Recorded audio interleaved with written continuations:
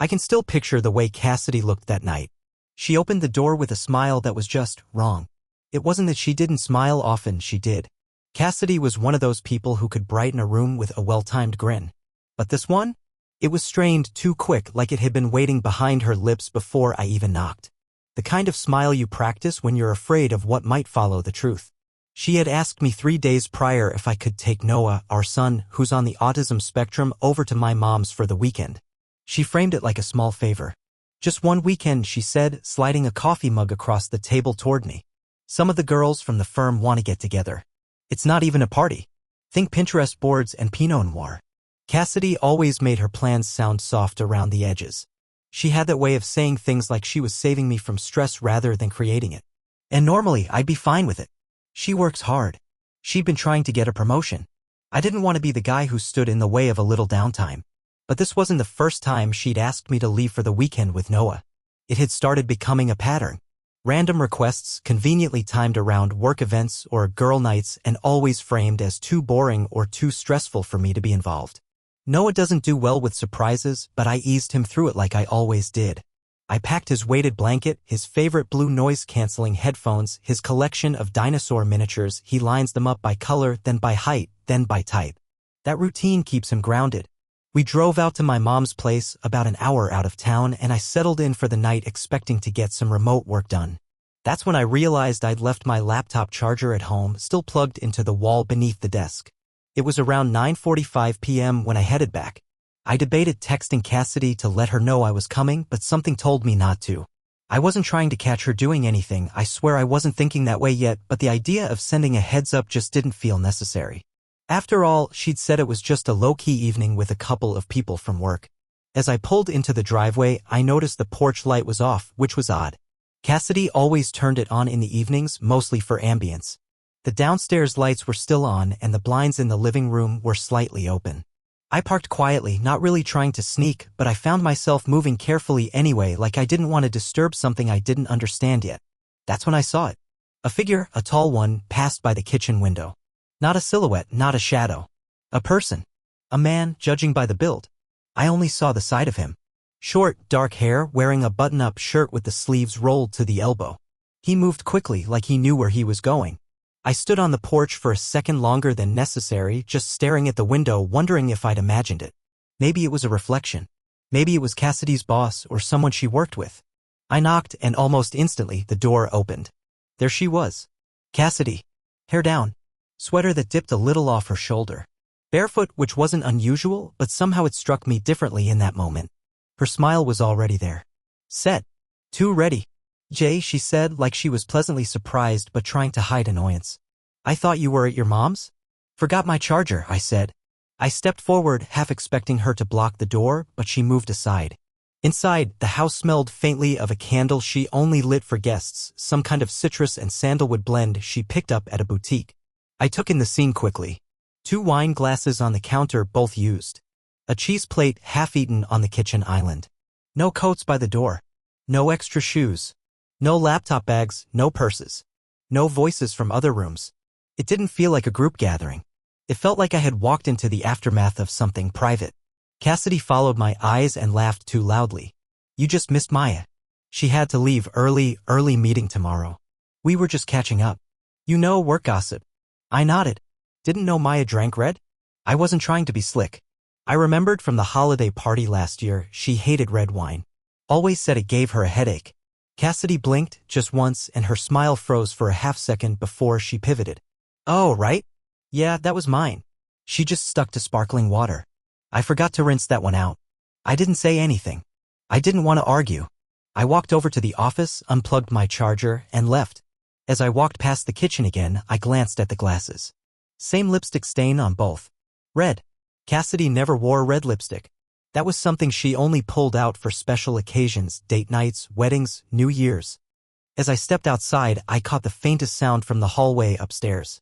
Not loud, not clear, but it was there like a shoe scraping softly against wood. I didn't say a word. Just got in my car and pulled out of the driveway. The image of that man, the glasses, the sound upstairs, it all formed a picture I didn't want to believe. But I couldn't ignore it either. On the drive back to my mom's, I turned the heater down and drove in silence. I stared at the dark road ahead, replaying the moment over and over again. The wine glasses. The strange man in the window. Her smile. The strain in it. The shiftiness in her voice. The detail about Maya that didn't track.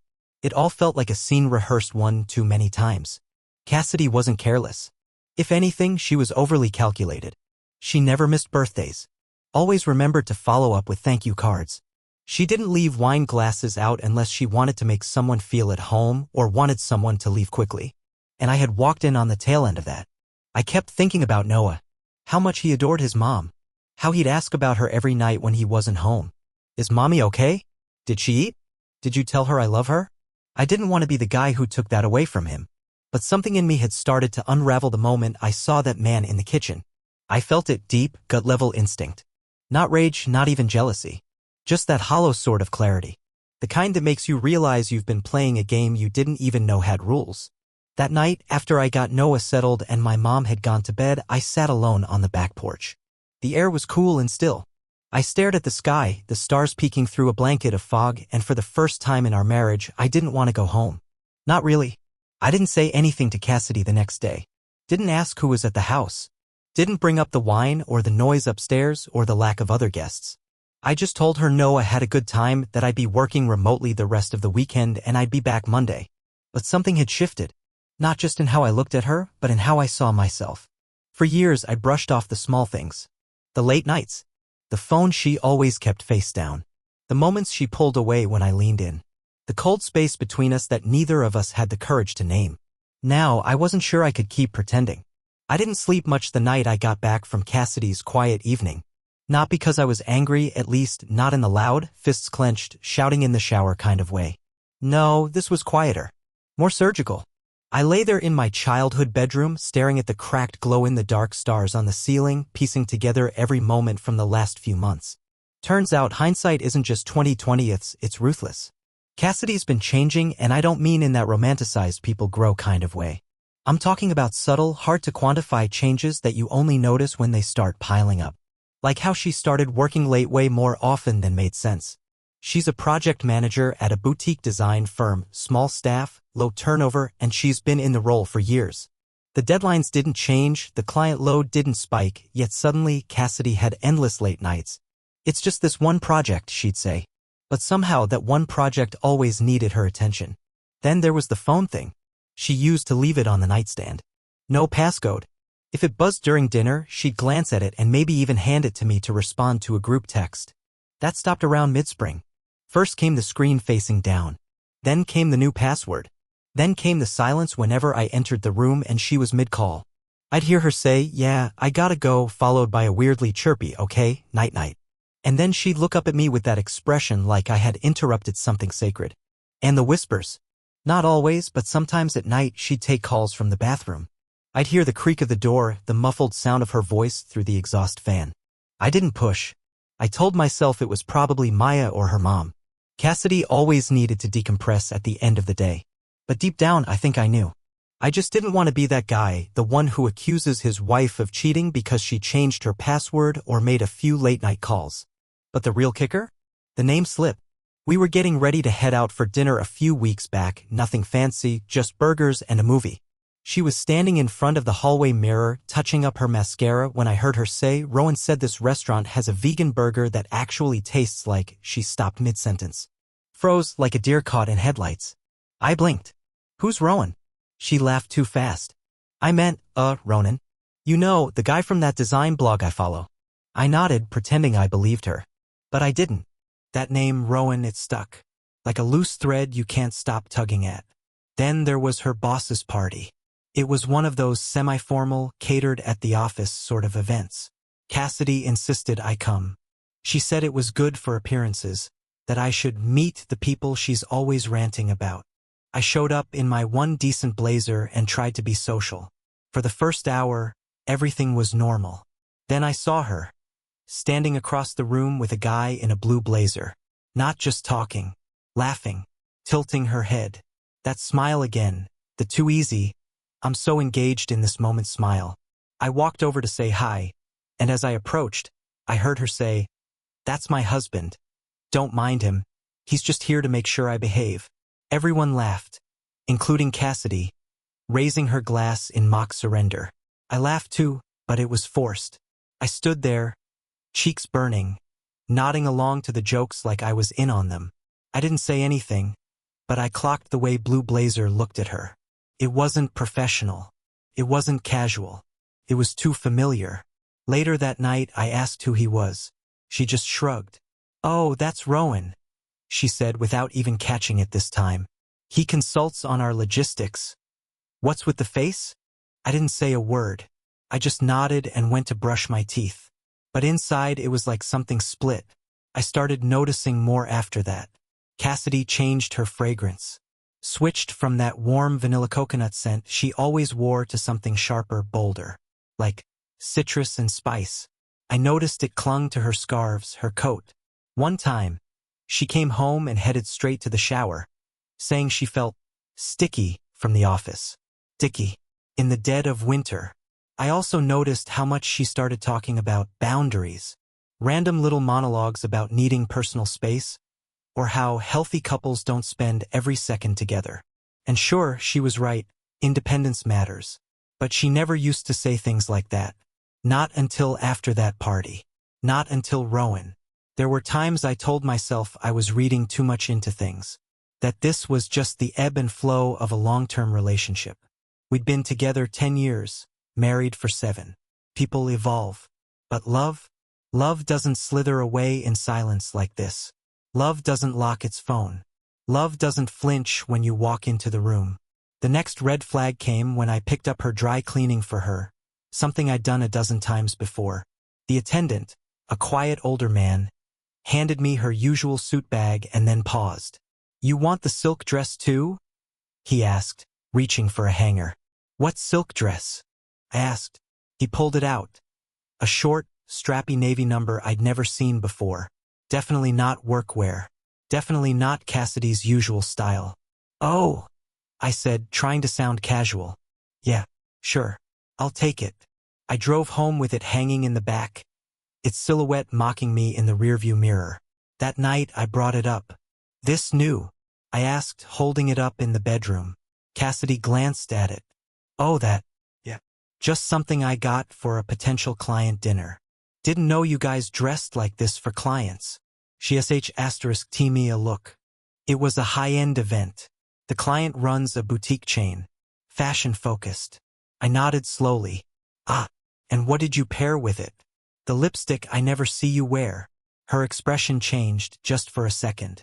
Then she said, "Why are you interrogating me?" I shrugged. "Just asking. Feels like something else." I dropped it, but inside my stomach turned. I wasn't going crazy. I wasn't being jealous. I was being observant, and it scared the hell out of me how much I had overlooked until now. That weekend, I looked through her car while she was out. I hated doing it. Felt like I was betraying something sacred. But the minute I opened the center console, I saw it. An extra charger. A tube of red lipstick. A crumpled napkin with a wine bar's logo and a scribbled number on it. No name. I took a photo of it, just in case. I didn't confront her. Not yet. I was still trying to build the full picture, not just toss around suspicion. I needed more than instinct. I needed certainty, because deep down, I knew where this was heading, and I wasn't going to walk into that storm without armor. After that dry cleaning incident, something in me shifted. The doubt I'd been carrying around turned into a quiet kind of certainty. A certainty that didn't need more warnings, only confirmation. I stopped trying to explain away the inconsistencies. I stopped asking questions she could twist into something harmless. Instead, I started watching, listening, documenting. I didn't want to feel like a paranoid husband chasing shadows. I wanted clarity, and I was going to get it. It started the following Wednesday. Cassidy said she'd be working late, again. "Big presentation coming up," she said, casually tossing the excuse over her shoulder as she slipped on those same black heels I'd seen in the dry cleaner's bag earlier that week. She didn't realize I had taken photos of them, along with the silk dress, just to be sure I wasn't imagining things. But tonight, she was dressed down. Jeans, a fitted sweater. Not exactly client meeting attire. "You'll eat with Noah at your mom's, right?" she asked, not making eye contact as she gathered her purse. "Yeah," I said. I'm actually staying the night there since it's a long day tomorrow. Great, she said too quickly. Text me if anything comes up. I waited 10 minutes after she left, then grabbed my keys and followed. Her car took a left off the main road instead of heading downtown. That already made no sense. Her firm's studio is right near the city center. Instead, she headed out toward a residential area I didn't recognize. Big houses. Quiet streets. Lots of manicured hedges and motion sensor porch lights. I stayed 3 cars behind the whole way, praying the rusted rattle in my muffler wouldn't give me away.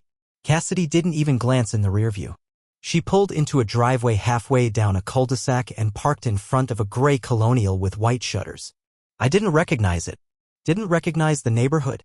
I watched as she walked up the steps like she'd done it 100 times, paused at the door, then pulled a key from her bag and let herself in. A key. I parked 2 blocks over and walked the rest of the way on foot. I wasn't sure what I was doing. Part of me hoped I'd see something definitive. Another part hoped I'd turn around and find some ridiculous explanation. But as I got closer, I saw it, lights on in the upstairs window. A silhouette moving past the blinds. Then another. The second was clearly a man, taller, broader. They crossed paths in the frame, then vanished. I booked a room at a short-term rental across the street. Didn't even care that it was overpriced. The host was one of those people who leaves a mason jar of mints on the side table and calls it charming. I didn't unpack. Just sat there, staring out the window like a private investigator in a low-budget movie. The whole night passed like that.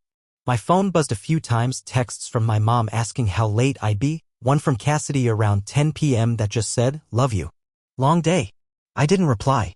By 1 a.m., the house had gone mostly dark except for the soft glow of what I assumed was a bedroom lamp. I dozed off at some point, head resting on the windowsill, only to jerk awake at 5:45 a.m. to the sound of a door closing. There she was. Cassidy.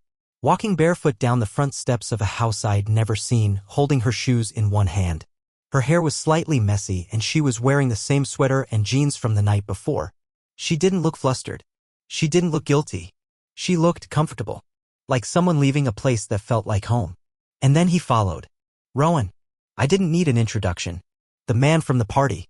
The one with the blue blazer. The one who'd been at the edge of every lie I had been too blind to see until now.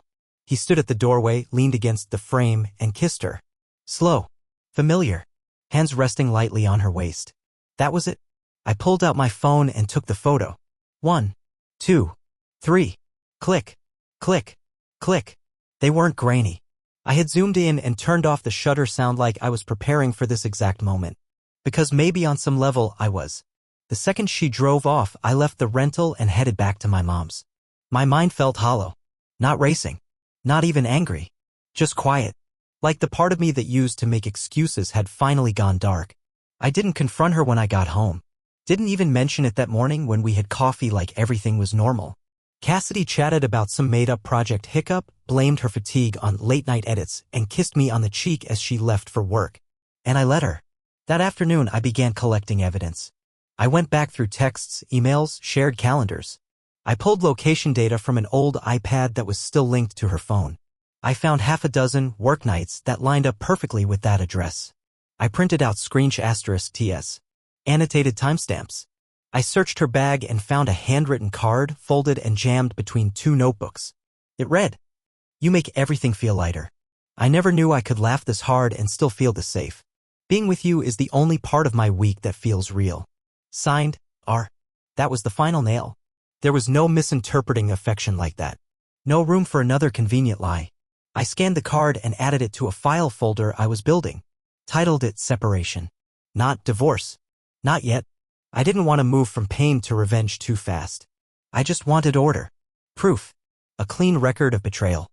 Something I could hold up when my sanity inevitably got called into question. Because people like Cassidy? They don't break down crying when they're caught. They act.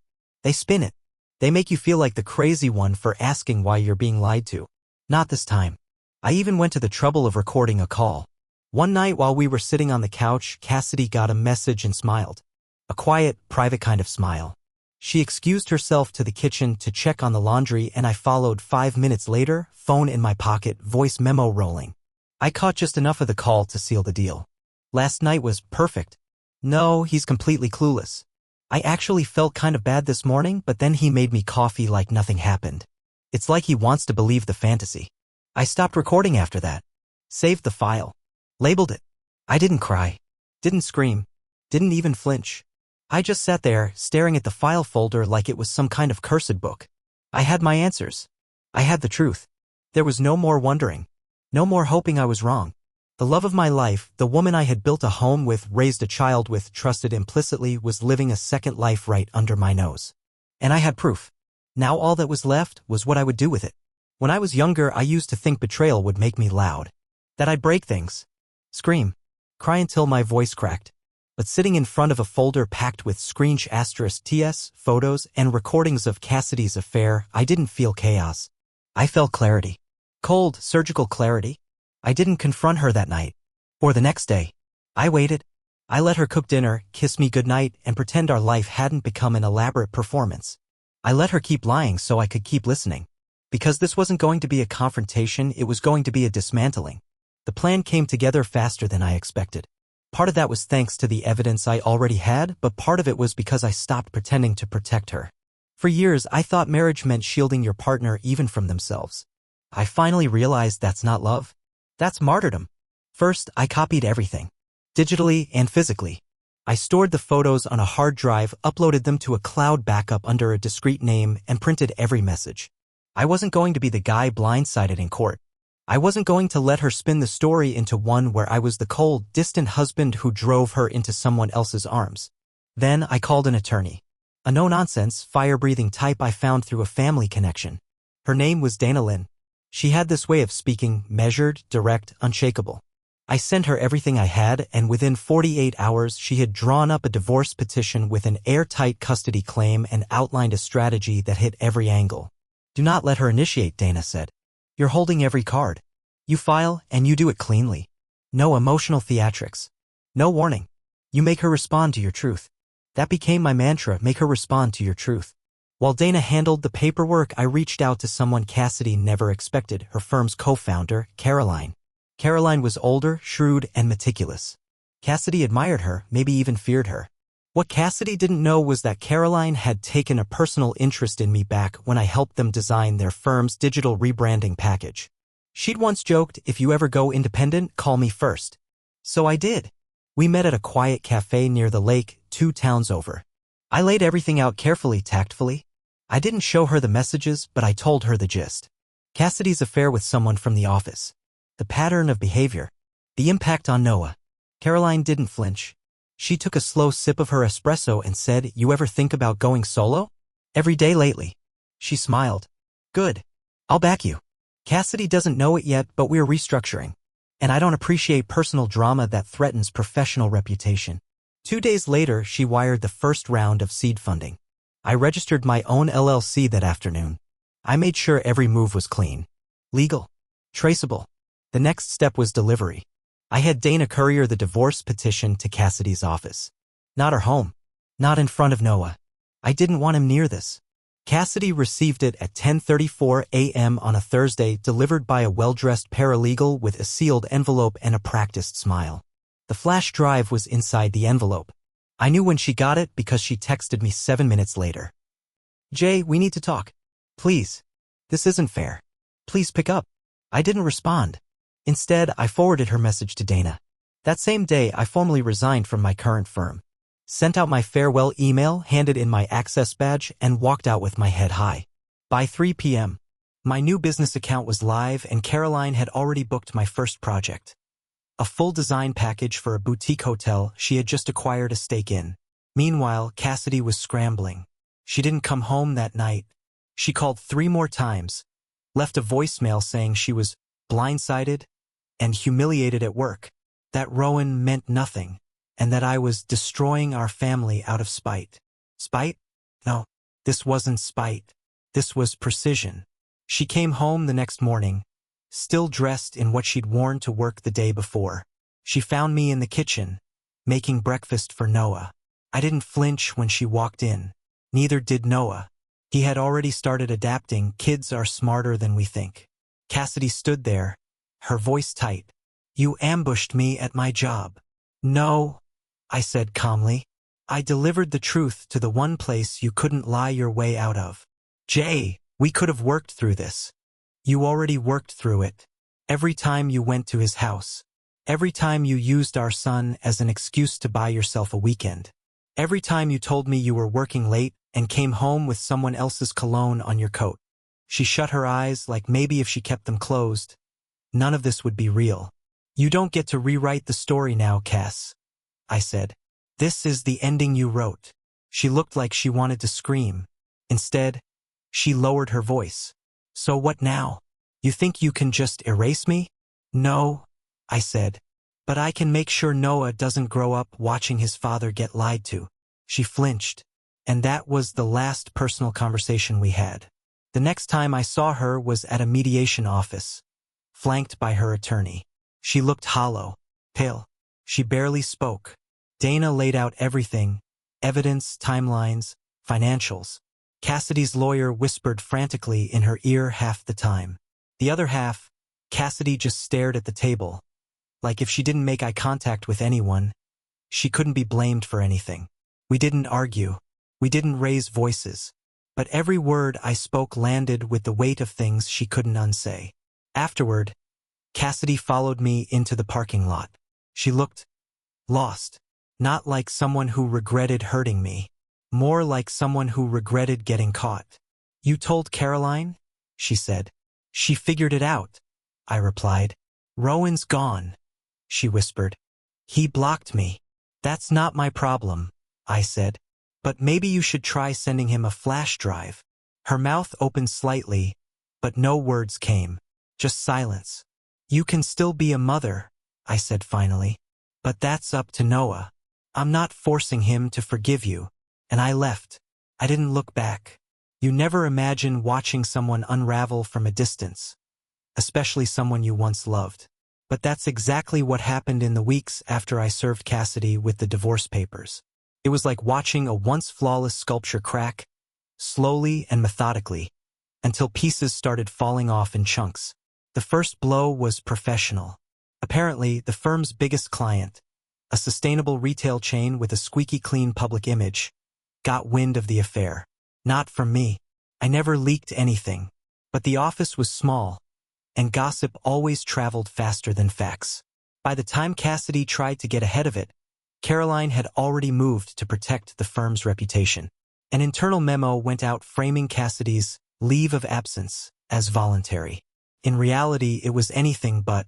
Caroline stripped her of senior project privileges, quietly reassigned her clients, and initiated what I assumed was a paper trail for future termination. I only found out because one of the junior designers, Jules, who'd always liked both of us, reached out via LinkedIn. I'm sorry, Jay. I didn't want to pick sides. But what she did to you, she's not the person I thought she was. Just thought you should know. Things are shifting over here. The next wave was social. Cassidy had built her world around a curated image. Confident, competent, charming. She'd play hostess like a pro. Knew everyone's birthday, every allergy, every preferred cocktail. And for years, people adored her for it. But after the truth surfaced, silence did too. A few of her closest friends pulled away. Others unfollowed her on social media. Even Maya, the same colleague she'd once name-dropped in her excuses, sent me a message that simply said, I didn't know, Jay. I swear. I never would have covered for her if I had. One of Cassidy's friends, Emma, was brave enough to say it to her face, apparently. Word got back to me through a mutual. Emma told Cassidy that betrayal wasn't a vibe you could rebrand your way out of. That forgiveness wasn't automatic, especially when you'd gone to such lengths to protect a lie. Cassidy didn't take it well. I started getting packages again. Small ones. At first, it was a book on co-parenting. Then a photo frame with a picture of us at a lake trip taken years ago before the distance set in. After that came letters. Handwritten. Long ones. Pages of apologies wrapped in ribbon like she was submitting essays for extra credit. She wrote about how scared she'd been. How she'd felt invisible in her marriage. How Rowan listened and understood in ways she hadn't expected. And of course, how she'd ended it the second she realized what she was risking. I didn't believe that part. Not after the phone calls. Not after the photos. She didn't stop. She got caught. She also started showing up at my mom's place unannounced, usually with gifts for Noah. Little things. a puzzle he used to like, a new sketchbook, a hoodie from his favorite animated show. She'd knock, hand it over, and ask, "Is he home?" But Noah never came to the door. He refused to. It wasn't that I told him anything explicitly. I never *p*nized the truth. But kids sense disruption. And Noah, with his mind wired the way it is, sharp, pattern-seeking, intuitive, picked up on it fast. He noticed when Cassidy's perfume stopped lingering on his sheets. When bedtime FaceTime stopped. When her voice cracked in the short videos she sent him trying to explain her absence. One night, he sat beside me on the porch swing and asked, "Is Mommy sad?" I nodded. "Yeah, she is." He was quiet a long time. Then he said, "But she made us sad first, right?" I didn't answer. I just squeezed his hand. After that, the gifts kept coming, but Noah stopped even acknowledging them. We'd place them on the table unopened. Some went to donation. Others sat in a box by the entryway like a silent museum of broken intentions. That's when I found a therapist. A behavioral specialist trained to work with kids on the spectrum, someone who could help Noah process the emotional terrain I couldn't navigate alone. Her name was Marla. She had this calm, grounded energy that made both of us feel like we were allowed to breathe again. Noah took to her quickly. He didn't say much in the first few sessions, but he drew. A lot. The same image over and over, a house with a porch swing, a tree, 2 people inside. No mom. Just us. One day, Marla gently said, "He's starting to associate stability with you." That's good. But it also means his relationship with Cassidy might take longer to rebuild if it ever does. I nodded. He'll decide when he's ready. Meanwhile, Cassidy kept trying. She wrote a letter that started with, "I never wanted to lose the 3 of us. I only wanted to feel like someone saw me again." But I couldn't read past the second paragraph. I folded it, slid it into the box with the others, and taped it shut. I didn't want to forgive her. Not because I was angry, though I was. But because forgiveness, to me, meant restoration. And some things shouldn't be restored. Some things should be left as ruins so we remember what happens when we ignore the cracks. Eventually, Cassidy requested a mediation session to discuss co-parenting plans. We met in a neutral office space with glass walls and too much artificial light. She looked worn down. No makeup. Hair tied back. The charm was gone. "I just want to be part of his life again," she said. "Whatever it takes." "I'm not stopping you," I replied. "But I'm not dragging him to see someone he doesn't trust yet." She nodded slowly, eyes fixed on her hands. "I write him letters," she added. "I don't know if he reads them." "He doesn't." Her mouth tightened. "I'm not giving up." "That's fine. But this isn't your timeline anymore." The mediator cleared her throat, reminding us to refocus on visitation terms. In the end, we agreed to supervised visits, short sessions, in public spaces with Marla's guidance. Cassidy didn't fight it. Didn't argue. Didn't cry. Maybe she was learning that remorse, when real, doesn't come with conditions. Still, I kept everything documented. Every visit. Every call. Every slip. And slowly, painfully, the narrative changed. From "she made a mistake" to "she chose a path and it cost her something permanent." I didn't gloat. I didn't feel triumphant. But I felt free. Not from her. From the weight of pretending things were okay. From the mental acrobatics it took to believe her stories. From the quiet erosion of my self-worth. Noah and I built new routines. Mornings with pancakes. Afternoons with Legos. Evenings with sketchbooks. We had a rhythm now. A cadence she no longer fit into.